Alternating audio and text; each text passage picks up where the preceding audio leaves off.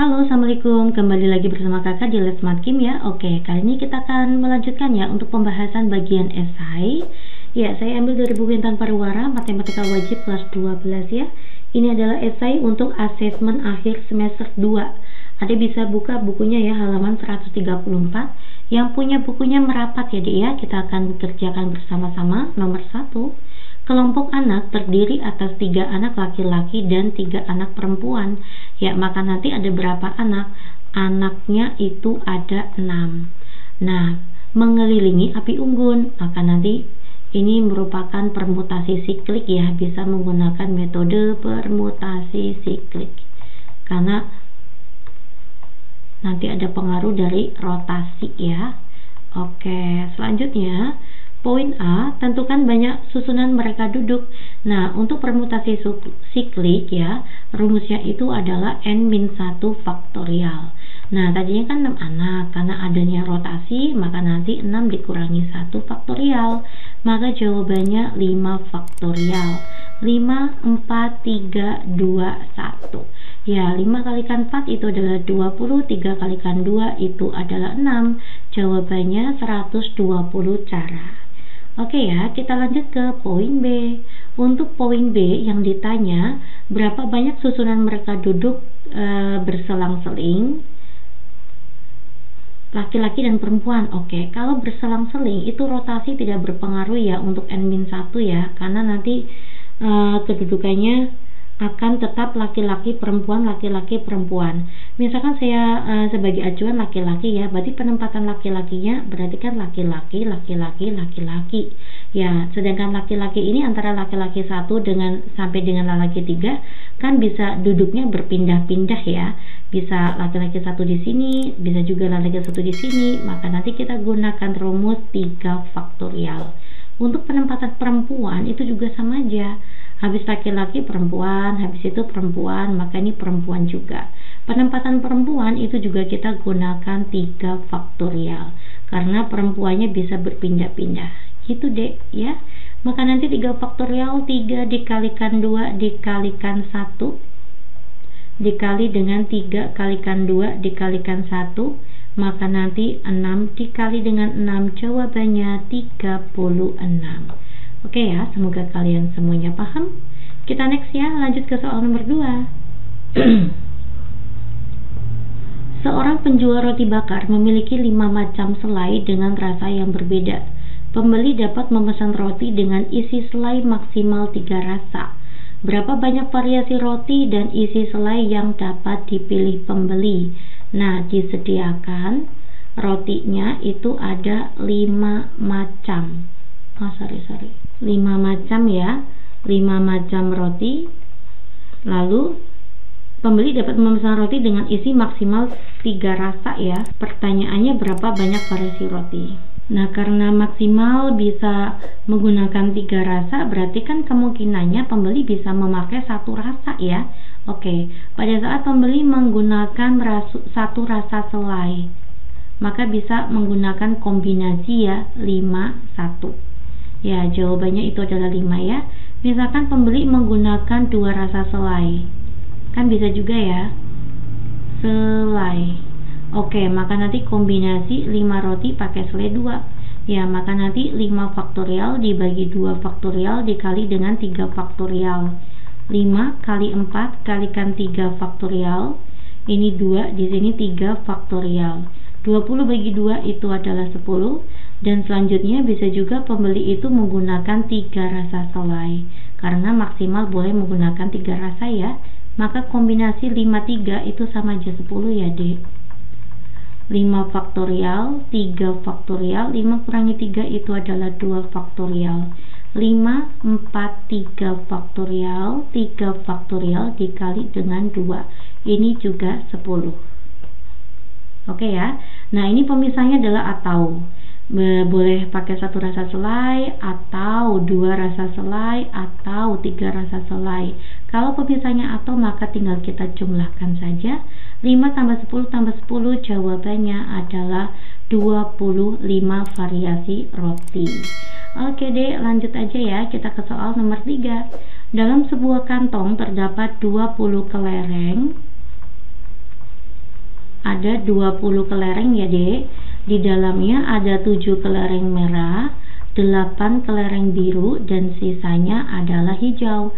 8 ditambah 7, 15, maka hijaunya sisa 5. Dari kantong tersebut akan diambil 2 secara acak ya.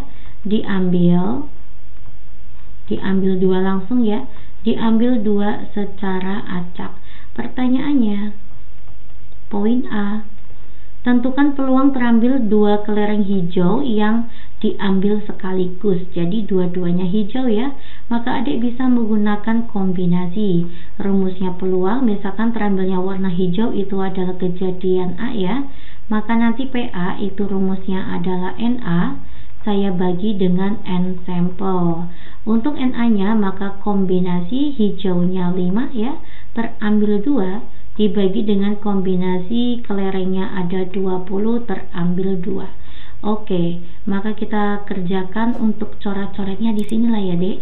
Kombinasi 5 2 maka nanti 5 faktorial, 2 faktorial, 3 faktorial. Seperti tadi kita udah hitung ya, jawabannya 10 ya.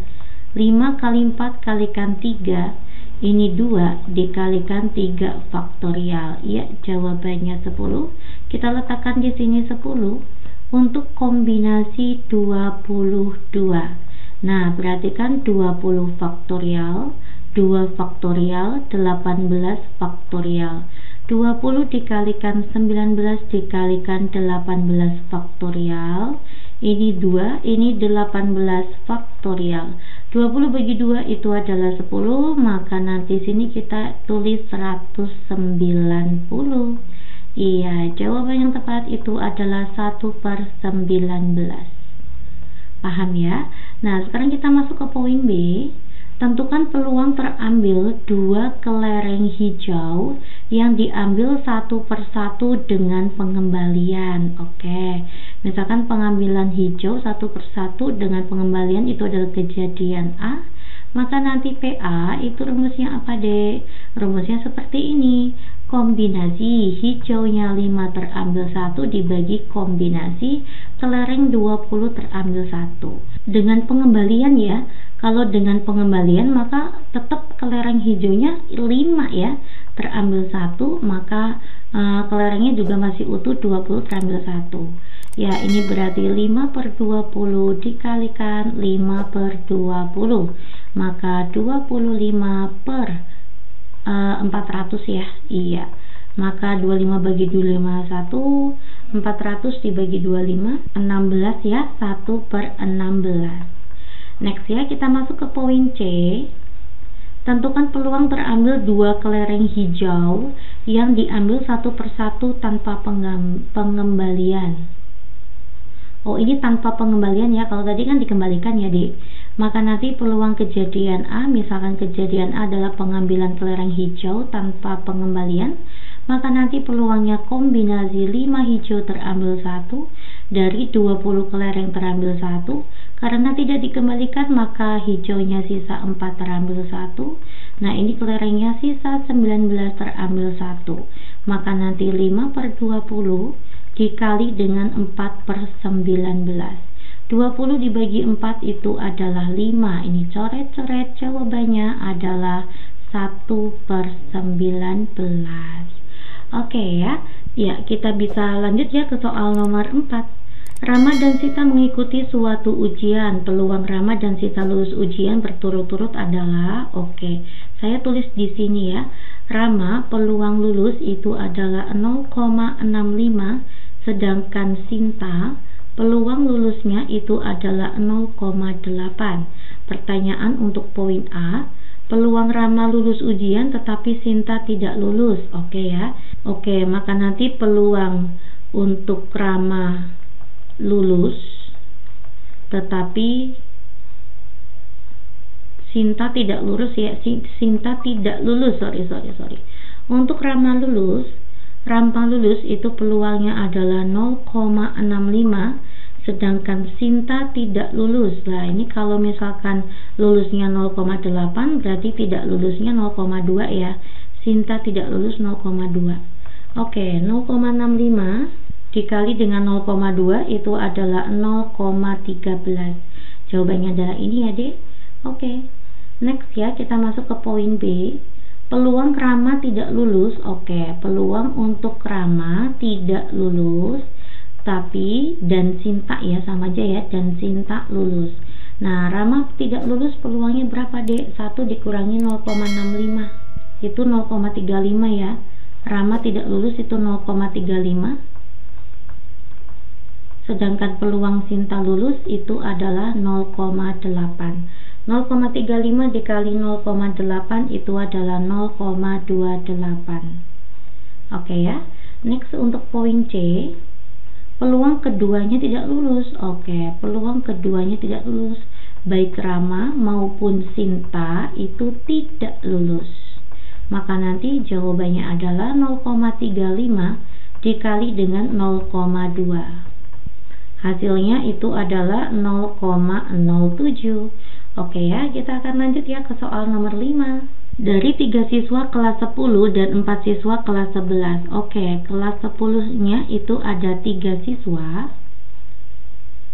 Sedangkan kelas 11-nya itu ada 4 siswa. Selanjutnya, dibentuk sebuah tim olimpiade beranggotakan 4 siswa. Nah, dipilih 4 siswa ya. Dipilih 4 siswa. Tentukan peluang terbentuknya tim olimpiade dengan syarat paling banyak 2 siswa kelas 10. Oke ya, mintanya paling banyak 2 siswa kelas 10. Maka nanti kemungkinannya pada saat siswanya kelas 10-nya ada 2 ya. 2 siswa dari kelas 10, maka nanti otomatis 2 siswa dari kelas 11. Karena dipilih ada 4 siswa ya, karena dipilih 4 siswa. Nah, atau bisa juga kan paling banyak 2 siswa kelas 10 ya, kelas 10-nya itu cuma ada 1 yang terpilih. Nah, siswa kelas 11-nya berarti ada 3. Oke, gitu ya. Maka nanti untuk ini peluangnya itu adalah kombinasi siswa kelas 10-nya ada 3 ya, 3 terambil 2, dan kelas 11-nya ada 4 terambil 2 dibagi dengan sampel. Sampelnya itu ada 7 ya, 7 siswa terambil 4. Nah, untuk ini kelas 10-nya ada 1 ya, maka nanti 3 terpilih 1. Untuk kelas 11-nya ada 4 ya, 4 terpilih 3 dibagi dengan kombinasi 7, 4. Nah, saya kan buat coret-coretannya di sini ya. Untuk 32 itu jawabannya 3 ya. Kita akan cek ya. 3 faktorial dibagi dengan 2, lalu dikali dengan 3 kurangi 2 adalah 1 faktorial. Maka nanti 3 dikalikan 2 faktorial, kita bagi dengan 2 faktorial, ini adalah 1. Nah, ini kita boleh coret deh. Maka jawabannya itu adalah 3. Ya, kita masukkan ya. Di sini ada angka 3. Ini sebenarnya sebelum perhitungan lanjut, ini saya ada kurang info ya kan. Tentukan peluang terbentuknya tim olimpiade dengan syarat paling banyak 2 siswa kelas 10 ya. Maksimalkan kelas 10-nya 2 siswa, bisa 1 siswa, atau bisa tidak terpilih ya Dek ya. Maka terpilih semuanya adalah 4 siswa dari kelas 11. Nah, ini kemungkinannya berarti ada 3 ya. Oke, maka ini peluangnya adalah kombinasi siswanya untuk kelas 11 ada 4 ya, 4 per 4 ya, kombinasi 4 siswa terpilih 4 dibagi kombinasi 7 siswa terpilih 4. Ya, untuk kombinasi 42 kita hitung ya, kombinasi 42. Maka nanti 4 faktorial dibagi dengan 2 faktorial dikali dengan 2 faktorial. Ya, maka nanti 4 dikalikan 3 dikalikan 2 faktorial, kita bagi dengan 2 faktorial dikali dengan 2. Coret-coret ya, 12 bagi 2 itu adalah 6. Kita masukkan sini 6. Lalu kombinasi 74. Kombinasi 74, maka nanti 7 faktorial ya, langsung aja deh. 7, 6, 5, 4 faktorial dibagi dengan 4 faktorial. 7 kalikan 4 kan 3 ya. 3 kali 2 kalikan 1. Coret-coret, 6 dibagi 6 habis. 7 kalikan 5 itu adalah 35. Nah, ketemu ya di sini adalah 35. Lalu kombinasi 31 itu adalah 3, Kombinasi 43 itu adalah 4 dibagi dengan 35. Untuk kombinasi 44 itu adalah 1, kombinasi 74 itu 35. Nah, sekarang tinggal kita jumlahkan ya, maka nanti peluang paling banyak 2 siswa dari kelas 10 itu adalah 3 kalikan 6 itu 18 ya dek, 18 ditambah 4 kalikan 3 itu 12 ditambah 1 saya bagi dengan 35. Jawabannya adalah 31/35. Oke, semoga kalian semuanya paham ya. Kita akan kembali di video les matkim lainnya dan matkim privat lainnya. Assalamualaikum.